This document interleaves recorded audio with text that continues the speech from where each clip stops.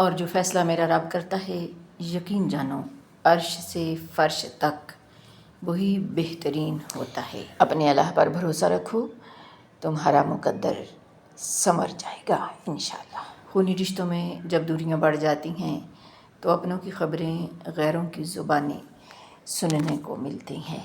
عروج پر ہے عزیزو فساد کا سورج، تبھی تو سوکھتی جاتی ہیں پیار کی ندیاں۔ انسانیت کی کتاب کا پہلا حرف احساس اور رحم دلی ہے۔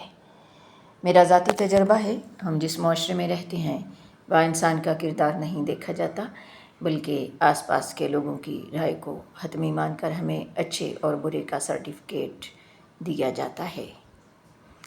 ایک بات یاد رکھنا، ہمیں ڈھانپ کر وہی رکھنا چاہتا ہے جس کے لیے ہم قیمتی ہوتے ہیں، پھر وہ چاہے ہمارا رب ہو یا پھر کوئی انسان۔ کہتے ہیں کہ چھلنی نے سوئی سے کہا تجھ میں ایک چھید ہے، سمجھدار کے لیے اشارہ کافی ہے۔ غور کیجئے گا، جو آپ کے ایک چھید کی نشاندہی کرتا ہے دراصل وہ خود چھلنی ہوتا ہے۔ جاہل ڈھول کی طرح ہوتا ہے، بولتا بہت ہے لیکن اندر سے خالی ہوتا ہے۔ رزق کا ملنا تمہاری قابلیت نہیں بلکہ یہ میرے رب کی عطا ہے۔ آپ ماضی کو ساتھ گھسیٹتے ہوئے آگے نہیں بڑھ سکتے، آگے بڑھنا ہے تو گزرے وقت کی تلخیاں بھلا دو۔ خاموش رہنا اس وقت جرم بن جاتا ہے جب وقت چیخنے کا تھا اور آپ خاموش رہے۔ بے شک دعا وہ واحد زبان ہے جو دل کی سب سے بھاری کیفیت اللہ کے سپرد کر دیتی ہے۔ ہر کامیاب انسان کے پیچھے ایک لمبی خاموش جدوجہد ہوتی ہے۔ درود شریف دلوں کا سکون ہے۔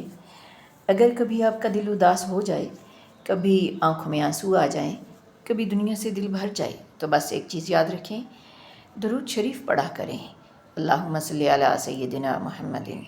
یہ وہ عمل ہے جو دلوں کو ہلکا کر دیتا ہے، یہ وہ روشنی ہے جو غم کو کم کر دیتی ہے۔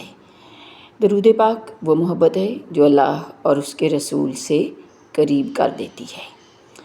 اور اللہ اور اس کے رسول کا کہنا مانو اور تنازع کھڑے نہ کرو ورنہ ہمت ہار جاؤ گے اور تمہارا روب جاتا رہے گا۔ اپنی رائے کی قربانی پر صبر کا مظاہرہ کرو، بے شک اللہ تو صبر کرنے والوں کا ساتھ دیتا ہے۔ ان اللہ مع الصابرین۔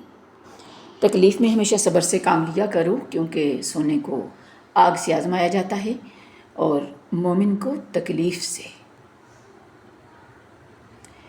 محمد الرسول اللہ صلی اللہ علیہ وآلہ وسلم نے ارشاد فرمایا، اگر تم اللہ پاک پر ایسا توکل کرو جس طرح اس پر توکل کرنے کا حق ہے تو وہ تمہیں ضرور رزق دے گا جیسے پرندوں کو دیتا ہے۔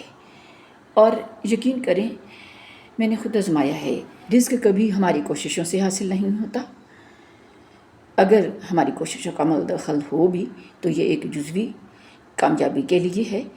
اصل دینے والا اللہ ہے اور وہی ملتا ہے جو نصیب میں لکھا ہو۔ میرے نبی کا فرمان ہے، منافقوں پر فجر اور عشاء کی نماز سے زیادہ بھاری کوئی نماز نہیں، اور اگر انہیں معلوم ہوتا کہ ان کا ثواب کتنا زیادہ ہے اور چل نہ سکتے تو گھٹنوں کے بل گھسٹ کر آتے۔ اس حدیث کو صحیح بخاری نے روایت کیا ہے اور حدیث نمبر ہے 657۔ انسان پہاڑوں سے نہیں چھوٹے چھوٹے پتھروں سے ٹھوکر کھاتا ہے، اور رشتے بڑی باتوں سے نہیں ہمیشہ چھوٹی چھوٹی منافقتوں سے ٹوٹتے ہیں۔ خیال رکھیں، صرف عمل ہی محبت کے خلوص کی تصدیق کرتا ہے، الفاظ تو سب فلسفہ ہوتے ہیں۔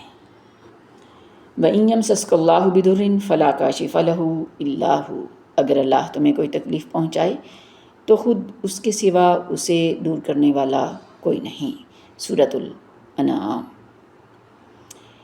ایک پل کا غصہ سالوں کی محبت برباد کر دیتا ہے، ایک لمحے کی اداسی پورا دن تباہ کر دیتی ہے، اور ایک لمحے کا حسد رشتوں کو زہر آلود کر دیتا ہے۔ جذبات بظاہر چھوٹے لگتے ہیں مگر یہی وہ خاموش لہریں ہیں جو ہماری زندگی کا رخ موڑ دیتی ہیں۔ بدقسمتی سے ہمیں اسکول میں سب سکھایا جاتا ہے مگر اپنے جذبات کو سنبھالنا کبھی نہیں سکھایا جاتا۔ اصل کامیابی یہ نہیں ہے کہ تمہیں غصہ نہ آئے یا تم اداس نہ ہو، بلکہ یہ تو ایک فطری عمل ہے۔ لیکن اصل کامیابی یہ ہے کہ تم اپنے جذبات کو پہچانو اور ان کے ہاتھ میں اپنا فیصلہ نہ دو۔ جس دن تم نے اپنے اندر کے طوفانوں کو دیکھنا اور سمجھنا سیکھ لیا، اس دن سے تمہاری زندگی میں سکون اور قابو دونوں آنا شروع ہو جائیں گے۔ اگر آپ دنیا پر حکومت کرنا چاہتے ہیں تو پہلے اپنے جذبات کے بادشاہ بنو۔